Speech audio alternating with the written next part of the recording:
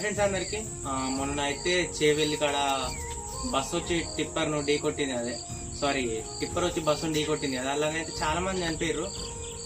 ఒక ఇంట్లో ముగ్గురు చనిపోయారు. ఆ ముగ్గురు చనిపోవడం అనేది ఘోరం.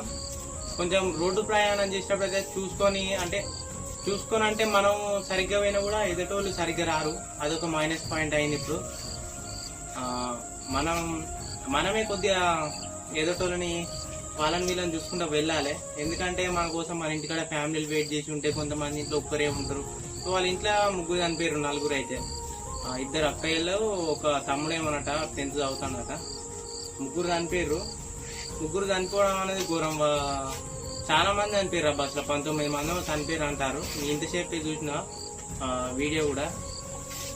మనం అయితే కొద్దిగా ఇప్పుడు ఏమున్నా ఆయన ఒక్క చిన్న చేసిన మిస్టేక్ ఆయన నిర్దపోయిండు, తాగిండు, తప్పిండు ఎవరు తెలియదు.